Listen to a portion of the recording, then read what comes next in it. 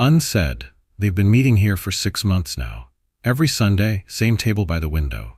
Ira arrives first, always, and Mireya comes in exactly 7 minutes later. They talk about the weather, about the headlines, about the couple arguing in the parking lot last week. Nothing that costs them anything. Ira has learned the rhythm of her voice, the way she ends sentences like questions even when they're not. Mireya has learned he listens with his whole body, leaning in just slightly. The café fills and empties around them. They stay. The barista doesn't ask anymore. 2 black coffees, one with cream on the side. She brings them without a word, and Mireya always smiles up at her, that same small thank you smile. Ira watches this exchange every week. He's never mentioned it. There's a comfort in watching someone be kind to strangers. There's a comfort in knowing what comes next. The steam rises between them. The mugs are warm in their hands. Outside, the city moves. Inside, time feels optional. Neither of them has ever suggested meeting somewhere else. Mireya never starts. Ira noticed this early on, but it's taken him months to understand it's not shyness. She waits. Not impatiently, not passively. She waits the way someone waits for music to begin. He'll clear his throat or adjust his cup, and only then does she settle into the conversation. Sometimes he tests it, letting the silence stretch. She doesn't fill it with nervousness. She just sits there, present, until he's ready. It should bother him, this small responsibility. Instead, it feels like trust, like she's saying, "I know you'll find the words." He stirs too long. Mireya knows this. She's watched him do it every Sunday. The spoon circles the cup long after the sugar's dissolved, long after there's any reason to keep stirring.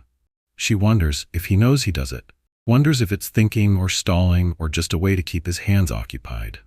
She never asks. There's something honest about watching someone's small habits, the things they do when they're not performing.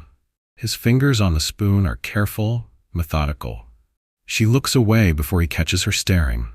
Outside, someone's car alarm goes off. They've never discussed it. Not why they started this, not what it means, not why Sunday mornings matter more than Friday nights or Tuesday afternoons. Ira doesn't know if Mireya cancels other plans to be here. Mireya doesn't know if Ira wakes up thinking about this table. Maybe that's the point.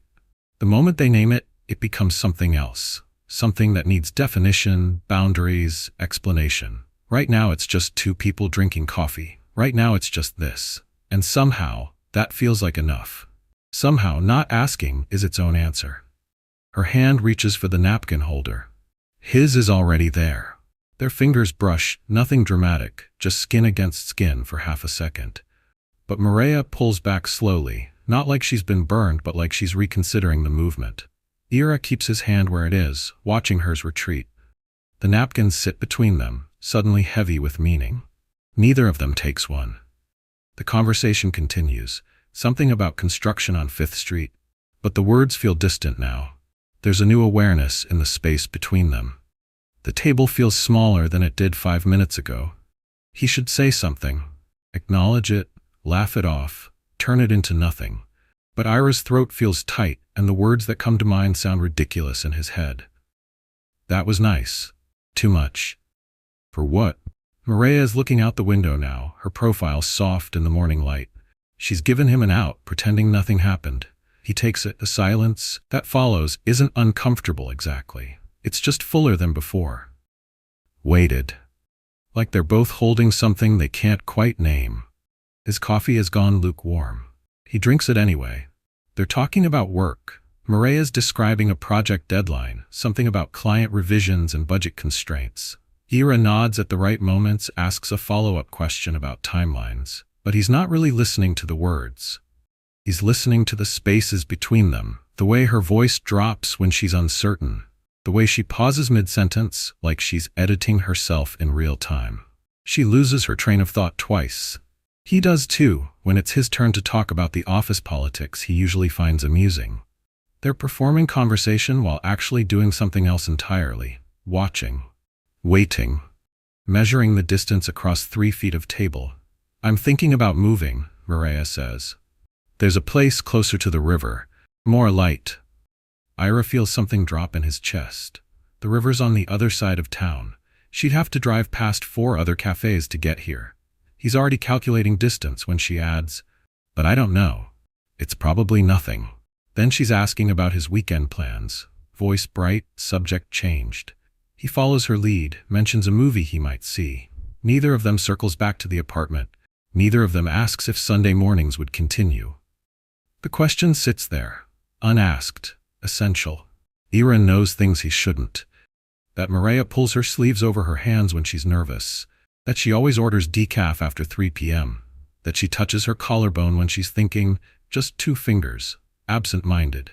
He knows her sister lives in Portland and calls too much. He knows she wanted to study architecture but chose graphic design instead, something about being practical. These details have accumulated without intention, stacking up in his mind like evidence of something he refuses to name. He doesn't need to know that she takes her coffee with cream only in winter. But he's memorized it anyway. And he's stopped pretending that means nothing. Rain starts just as they're finishing their second cups. It comes down hard, immediate, the kind that sends people running for cover. The café fills with refugees from the downpour, shaking off their jackets, laughing about the weather app's failure. Ira and Mireya stay seated, watching the street blur through water-streaked windows. The noise rises around them, orders being shouted, chairs scraping, someone's child asking for hot chocolate. But at their table, it's quiet. Soft. The rain gives them permission to stay longer than usual. Neither of them reaches for their phone to check the forecast. They just sit there, waiting for nothing in particular. Mireya stops. Her mouth opens like she's going to continue, but then it curves into a smile instead, small and uncertain. She shakes her head slightly, looks down at her hands. Never mind. He wants to push, wants to say what, or tell me, or please. But something about the way she's holding herself stops him, like she's already said too much by almost saying something. The rain continues its steady rhythm against the glass. Someone drops a plate in the kitchen, right? The crash followed by apologetic laughter. Mireya is still smiling, but it doesn't quite reach her eyes. He doesn't ask again. The words are there, right there in Ira's chest. I think about you on Mondays. Too much. These mornings matter to me. Too simple. What is this? Too dangerous. They rise up through his throat, and he can feel them pressing against the back of his teeth, wanting out. But he swallows them down, lets them settle back where they came from. Mireya is looking at him now, really looking like she's waiting for something. The moment stretches. His heart is doing something complicated. Then she glances away, back to the rain, and the moment passes. Almost doesn't count. A phone buzzes on the table between them. Neither of them moves to check it. It buzzes again, insistent, then a third time. Ira isn't sure if it's his or hers. Mireya doesn't look down either. The notification light blinks blue, then fades. Someone needs something from one of them. Some response, some attention, some piece of themselves that exists outside this café. But they don't reach for it. The phone goes silent. The rain keeps falling. It feels like a choice, this ignoring. Small but deliberate. Like they're agreeing wordlessly that nothing outside this table matters right now. The moment holds. Then someone else's phone rings, breaking the spell. The rain stops as suddenly as it started. People begin gathering their things, checking the time, returning to their interrupted days. Mireya picks up her jacket from the back of her chair. Ira reaches for his wallet. They move through the familiar choreography of leaving, standing, gathering, avoiding eye contact during the transition from sitting to standing. At the door, they pause. The air outside smells clean, washed.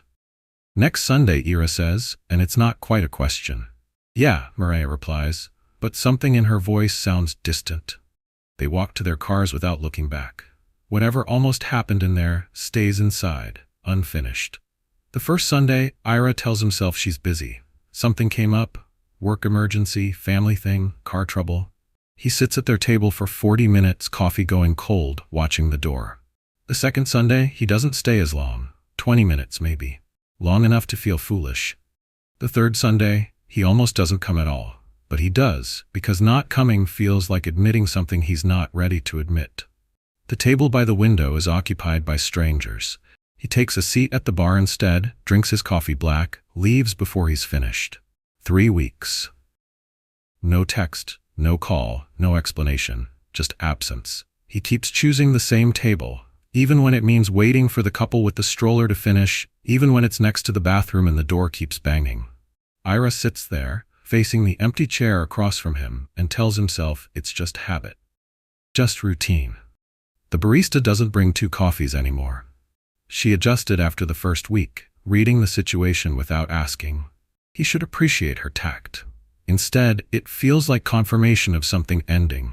The morning light hits the table the same way it always did, but the space across from him stays empty. Turns out, that matters more than he thought. Mireya is on the opposite sidewalk when she sees him. Just a glimpse through the café window, dark hair, familiar posture, that same table. She stops walking without meaning to. He's alone, staring at his phone, shoulders slightly hunched. She should cross the street. Should go inside. Should explain that she got scared, that almost saying something felt more dangerous than saying nothing at all. But her feet stay planted on this side of the street. From here, he can't see her watching. From here, she's safe. A bus passes between them, blocking her view for 3 seconds. When it's gone, she's already walking away. She doesn't look back. They both convinced themselves it was safer this way. Ira, sitting alone on Sunday mornings, tells himself that whatever was building between them could only have ended badly. Better to stop before anything started, before anyone got hurt, before expectations and disappointments turned something simple into something complicated. Mireya, taking different routes to avoid the café, tells herself the same story. They were just 2 people drinking coffee. It didn't mean anything.